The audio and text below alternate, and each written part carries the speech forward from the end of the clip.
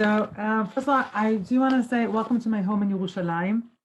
And that is a gift to be in this structure, in this medium, that actually I can host you in my home. Otherwise, we'd have to meet somewhere public.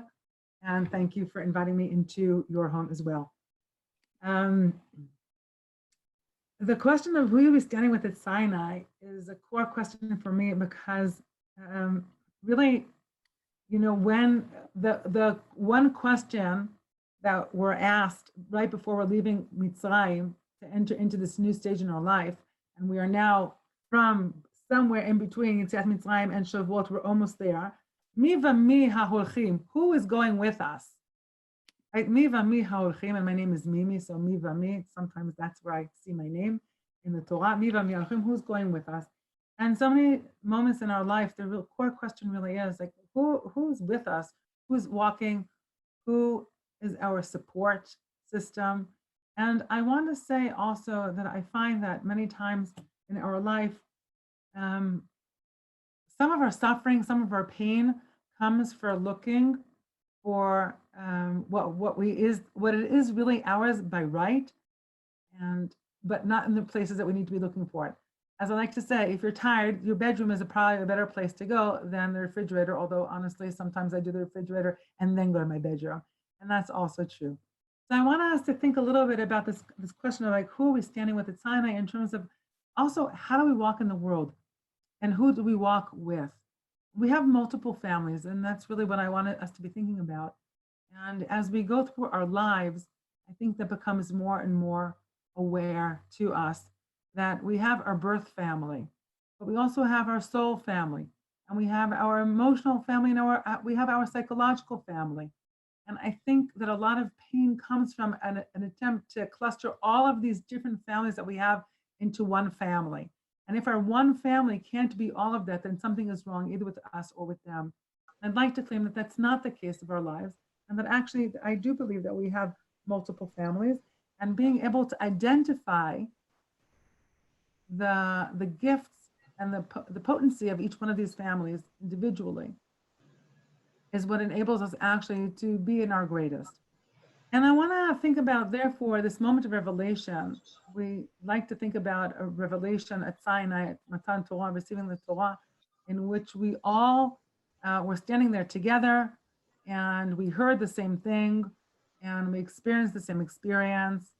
And actually, that's not really the case. Our mystics teach us that depending on where we were standing, we heard very different moments and elements of revelation. And therefore, the people that we were standing close to were people that we shared that vision with. No two people identical, and yet a vision that we shared. You know, when people ask me, when did I meet my teacher that ordained me, Rabbi Shlomo Carlebach, when did I meet him for the first time? I like to say that at Matan Torah, receiving the Torah, I was a little girl, I was 3 years old, and I couldn't see because there were all these people standing in front of me. And I pulled on the jalabia, on the garment, the dress of the person standing in front of me. I said, "Excuse me, mister, I need some help, I can't see." And he turned around and he looked at me and he saw me and he picked me up and he put me on his shoulder. And that's how I received Torah. And all of his disciples and all of his students and all those people that are nourished by his song and his Torah, we were all sitting together on his shoulders at Sinai, receiving the Torah together. And the perspective and the vision that we received, very similar. And that's where our soul is connected to. And also, as I like to say, similarly, you know, sometimes you walk into a room and you fall in love with someone before they even open their mouth. And you say, like, I can't even explain it to myself, but there's something, I see this person and I know somehow we're connected. And then the opposite happens as well. Sometimes we walk into a room and even if they compliment us on our outfit or they compliment us on a comment that we made, somehow that compliment, it rubs us in the wrong way and it's so uncomfortable to us. And my image again is coming back to Sinai, the people that I'm immediately connected to and I bind with. I said, those are the people that at Sinai we were standing close together. And those other people, I would never say that they weren't there, but they were on the other side of the mountain. So there was a mountain between us. We never even had eye contact for a moment. And yes, it's true. There were people that were closer in that revelation as they were standing closer, and them, I'll only know the back of their head. And if I took a moment, right, if I took a moment to scan whoever was around me and turned around, I could see the faces of those that may have been even further away from me. So that is why I want us to hold on to this image of people standing together at Sinai as an imprint on our soul that that informs how we walk in the world and who we walk in the world with. And I want to also bring you a handful of sources, rabbinic sources and Hasidic sources, that function for me as a way to ask myself, well, how do I identify those people in my life?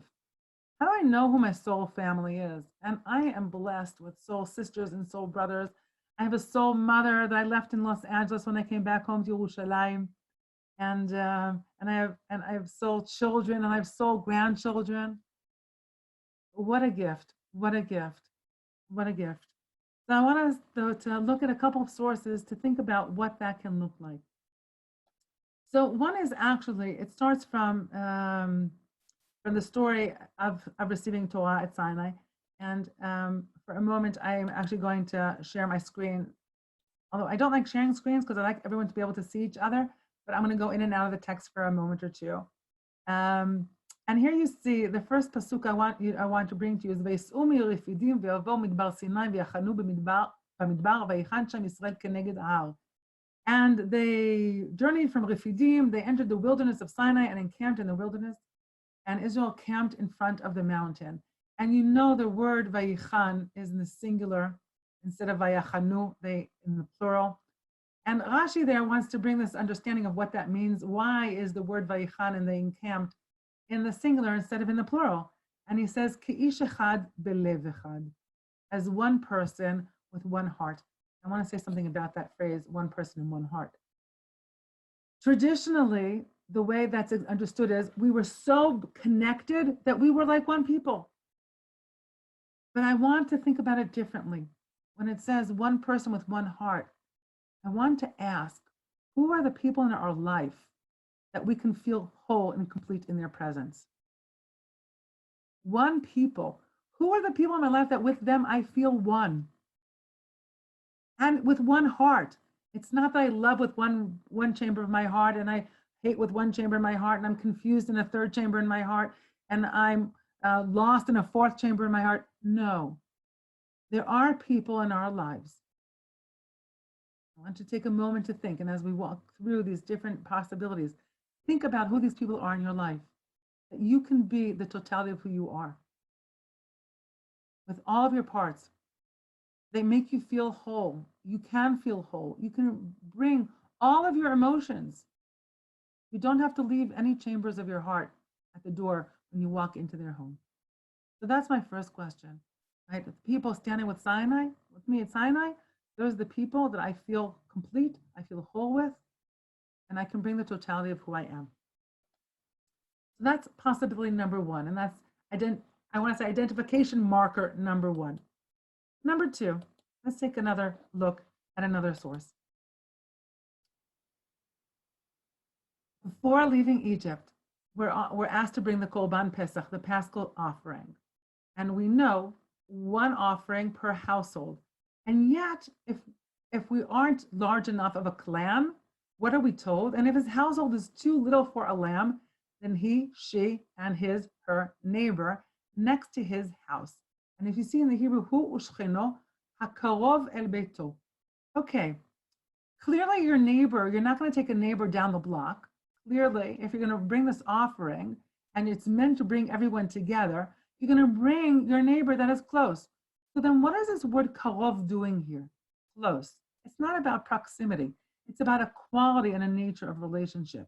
And that quality of karov also appears here in Shmot later on.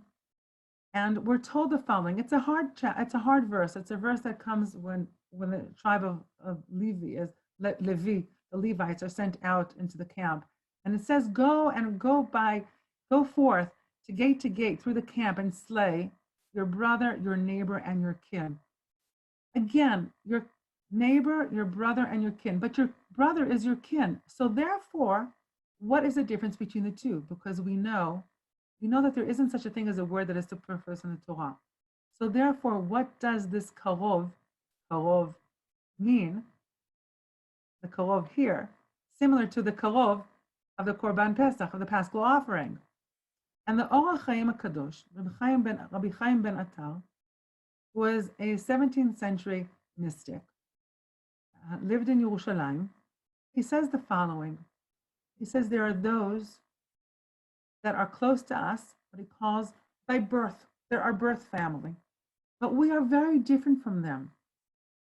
And then there are those that are krovim, karov, close, asher otam yohavu ahavat nefesh, that we love them deeply, deeply, deeply, deeply. I love you too, Rabbi Adamstein. Deeply, deeply. Why? Right? Because our souls are one. In the mystical traditions, there are people that we share a Torah portion with. There are people that we share a chapter of the Torah with.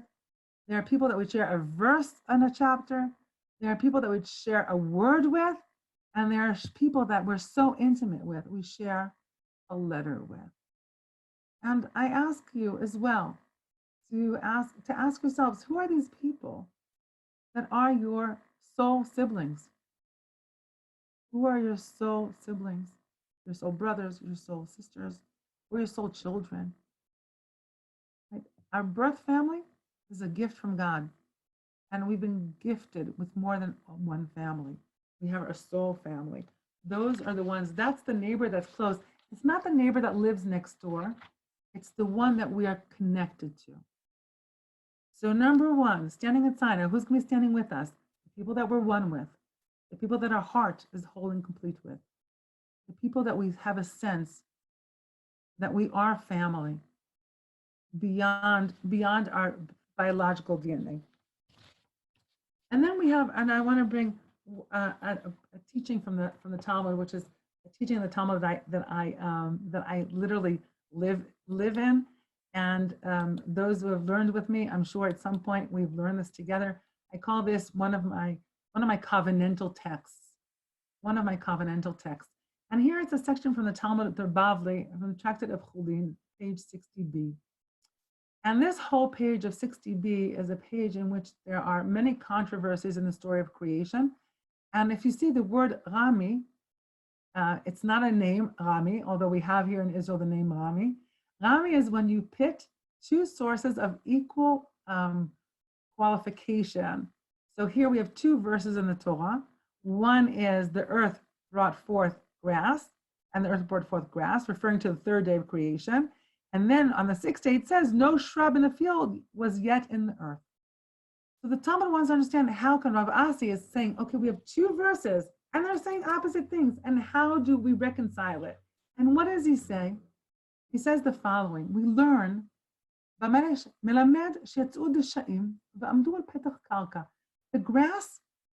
grass emerged, it came through, but waited, right? It commenced to grow, but stopped just as they were about to break through the soil.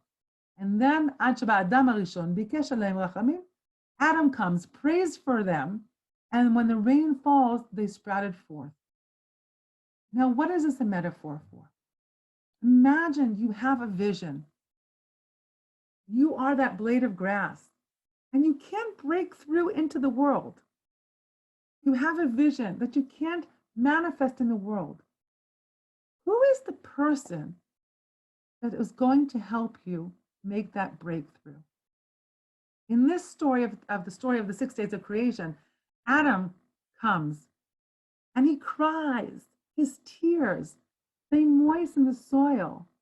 I hope you can also hear, there's a very maternal image here of Mother Earth, of Yerdu Geshamim, the rains come down. It's the breaking of the water that then enables the birthing to happen. Who are those people in our life that can identify that we're stuck, that we need help in manifesting in the world? They see us in our greatness. They see the gifts that we have. They see the aspirations of our heart. They see our vision, and they also see our limitation. And we know that the Talmud teaches us elsewhere, someone who is imprisoned cannot redeem themselves, cannot free themselves. They need someone else. Rabbi Yochanan, who could heal others when he fell sick, could not heal himself. And the Talmud says, how could he not heal himself? It's because we know that when a person themselves are locked, are bound, we need someone else to set us free. We need someone else to set us free. And therefore, my question is, who are those people in our lives that are going to be Adam for us, going to drop some tears, to shed tears, to moisten the challenges, to open up a space for us to come through? And then the last source that I have, and then I will share a short story, because how can we not have a story for Shavuot? And also as a chassid, how can I not share with you a chassidic story? But first, a chassidic teaching. So this teaching, it comes from the Shiloh, the teachings of the Ishbitzer Rebbe, the first half of the 19th century. And if you want to know where I live, this is where I live. I tell people that I live in Poland in the 19th century with visitation rights to the 21st century. It's true. Don't even try to ask what it looked like in a hardware store or in an electronic store. It's really not even funny.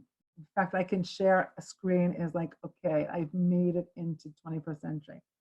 The verse here in Sefer Vayikra in Leviticus, do not oppress your neighbor. Lo ta'ashok et re'echa.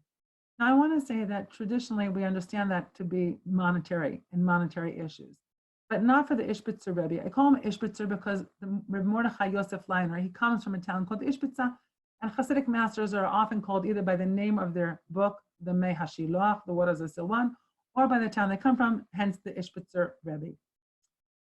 For him, not oppressing someone else, meaning any good thing that one can offer one's friend and does not, is called one that oppresses. And even prayer, that a person can pray to God for his friend or her friend and doesn't pray on their behalf, is called one that oppresses. Okay. Wow. First of all, I want to say two things. One is, there's always something we can do. We can always pray for someone. Sometimes we can't change the details of the situation. But what the Ishbitzer Rebbe is saying is that we owe it to each other to pray for each other. And I would always say to my rabbinical students in their senior year, I said, when you're going and doing your hospital visits, I said, I want you to have in your pocket pieces of paper with names of people for prayers. Why? Because you're going to walk into someone's room and they're going to say to you, Rabbi, what am I going to do? I have nothing to do here. Like, my life is over. I can't go back to doing what I was doing, and I'm just lying here all day. I said, and that's when you pull out a piece of paper with names of people that need prayers. And you say, amazing. You're lying here? You have all the time in the world. Here's a list of people that need prayers. There's a list of people that need prayers. What would our communities look like if we actually held each other in prayer? So I want to ask you, who do you hold in prayer? And who holds you in prayer? Who in your life can you go to and say, I'm really having a hard time. I need you to pray for me. I need you to hold you in prayer. And who is it that you can say to them, you know, I can't take away this situation, but yes, I can pray. I can hold you in prayer. So that also will tell me, who am I one with? Who do I feel one with? Who can I bring all the parts of my heart? Who do I feel as my soul family? Who are the people that I hold in prayer? Who are the people that I pray for? Who are the people that see that I'm stuck and their tears can help me break through into the world and manifest in my greatness? And here's the last piece. I have a few minutes. I want to tell you a story. It's a Hasidic story that when I first heard the story, I hated it. I thought it was the worst story in the world. I thought it was terrible. And I thought as a woman, I could never share the story to anyone. And then I sat with it. And then I realized it's a really holy story. And it's a story that I love very much. It's a story that you can see even brings tears to my eyes when I think about it. So the Rabbi Rebbe Rabbi Naftali Ropchitz. He left the world in the first quarter of the 19th century, 1827. And it's told that he lived in poverty, and he would sit and study every day. And at a certain hour, a certain time, his wife, the Rebbitzin, she would bring him a half a loaf of bread and some cheese for his lunch. One day, she comes and she brings him his lunch, but instead of leaving, she stands there and she starts crying. She starts crying. And the Ropchitz Rebbe says, "Why are you crying? What happened?" And she said, there's something you don't know. You don't know what's going on at home. We have nothing left in the house. And I've committed my life to living this partnership with you. And I've always carried it in grace. The only thing is there really is nothing left in the house. Yesterday, I went to the bakery and I asked for a half a loaf of bread and some cheese, because he also had the cheese. And I said, I don't have anything to pay you with, but tomorrow I'll pay you. Tomorrow I'll pay you. And he gave me the half a loaf of bread and the cheese, and I brought you lunch yesterday. And then today I showed up again and I said, please, I need a half a loaf of bread and some cheese. And he said, and I said, and I'll pay you tomorrow. I can't pay you today. I'll pay you tomorrow. And he said, yesterday you said, I'll pay you tomorrow, but today is yesterday's tomorrow, and you still aren't paying me. So if you can't pay me yesterday, then you can't pay me today's. I can't give you anything. I'm sorry. She says to the Ropchitzer, to her husband, so I turned to leave, and then I said, I can't do that. I know, I promised you our partnership, and I promised you I would come with your lunch. So I turned around and I said to the baker, if you give me half a loaf of bread and cheese, I promise you my share in the world to come. Now, he thinks to himself, who would not want her share in the world to come? She's a holy woman. Of course I'll take her share in the world to come. But she says to the Ropchitzer Rebbe, you see, until half an hour ago, I had nothing and I had everything. I had nothing in this world, but I had everything in the other world. I had my share in the world to come. And now that I sold it, I have nothing. I have nothing. And the Rebbe says to her, I want you to know something. A minute ago, I was so hungry, I thought I was going to die. Literally, I was going to starve. And when you brought me this food, you gave me back my life. And now you have a new share in the world to come. Okay. So now you have to love me. Why? Because I'm really a Hasidic Rebbe. That being said, I say I'm 50% Chassid and 50% Litvak. And each 50% are 100%. So my Litvak thinks this story is horrific. Everything about it is horrific. But let me tell you what I want to do with this story, and I'll leave you with this. I ask myself, who in my life would give me their share in the world to come in order to feed me? Not a loaf of bread and cheese. My soul, my heart, my being.